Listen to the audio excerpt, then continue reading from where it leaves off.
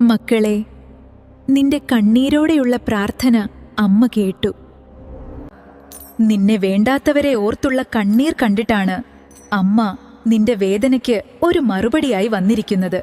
ജീവിതത്തിൽ നിന്ന് ചില ബന്ധങ്ങളോ വ്യക്തികളോ പടിയിറങ്ങി പോകുമ്പോൾ, അല്ലെങ്കിൽ മറ്റൊരു വ്യക്തി അവരെ സ്വന്തമാക്കിയെന്ന് കേൾക്കുമ്പോൾ സാധാരണയൊരു നഷ്ടബോധമാണ് നിന്നിലുണ്ടായിട്ടുള്ളത്. എന്നാൽ ചില സാഹചര്യങ്ങളിൽ ഈ പടിയിറക്കം ഒരു വലിയ ഭാഗ്യമാണെന്ന് തിരിച്ചറിയാൻ നീ കുറച്ചു സമയം കാത്തിരിക്കേണ്ടി വരും. താനാണ് ശരിയെന്ന് കരുതുന്ന പങ്കാളിയുമായോ അല്ലെങ്കിൽ ചതിശീലമാക്കിയ ഒരാളുമായോ ബന്ധത്തിലായിരുന്ന ഒരാളെ സംബന്ധിച്ച് നിന്റെ തീരുമാനം സത്യത്തിൽ ഒരു തടവറയിൽ നിന്നുള്ള മോചനമാണ്.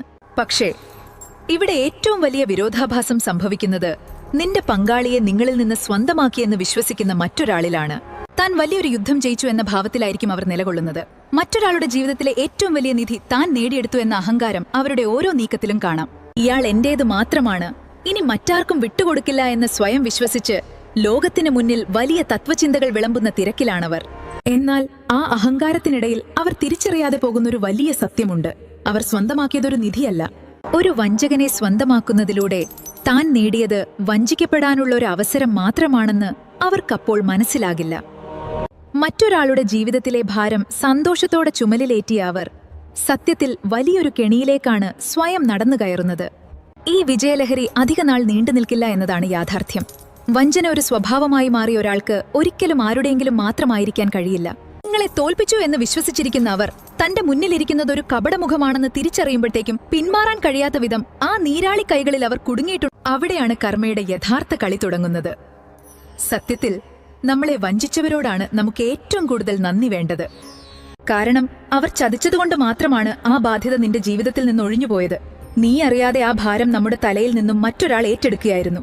താൻ ജയിച്ചു എന്ന് ലോകത്തിന് മുന്നിൽ കാണിക്കാൻ അവർ എത്ര വലിയ തത്വചിന്തകൾ എഴുതിയാലും അടച്ചിട്ട മുറിയിൽ ആ ചതിയുടെ ആഴം അവർ അനുഭവിച്ചു തുടങ്ങിയിട്ടുണ്ടാകും. പുറത്തുനിന്ന് നോക്കുന്നവർക്ക് അവർ ജയിച്ചു എന്ന് തോന്നിയേക്കാം, പക്ഷേ ഉള്ളിൽ അവർ ഓരോ ദിവസവും തോറ്റുകൊണ്ടിരിക്കുകയാണ്. ചിലർ ജയിച്ചു എന്ന് അഹങ്കരിക്കുമ്പോൾ നമ്മൾ വെറുതെ പുഞ്ചിരിച്ചുകൊണ്ട് മാറി നിൽക്കുക. കാരണം അവരാഘോഷിക്കുന്നത് അവരുടെ തന്നെ പതനത്തിന്റെ തുടക്കമാണ്. കുഞ്ഞെ, നിന്റെ മാനസിക ആരോഗ്യത്തെക്കാൾ വലുതല്ല ഒരു ബന്ധവും. സ്നേഹം ഒരിക്കലും ബാധ്യതയാവരുത്. മംഗളം ഭവിക്കട്ടെ. ജീവിതത്തിൽ കണ്ണു നിറഞ്ഞ നിമിഷങ്ങളും വേദനയും വെറുതെയാവില്ല. അതാണ് നിന്റെ ശക്തി. കൂടെയുണ്ടമ്മ, ധൈര്യമായിരിക്കൂ. ജീവിതത്തിലെ കൊടുങ്കാറ്റുകളിൽ തളരാതെ പിടിച്ചു നിൽക്കാൻ എന്റെ നാമം ജപിക്കുക.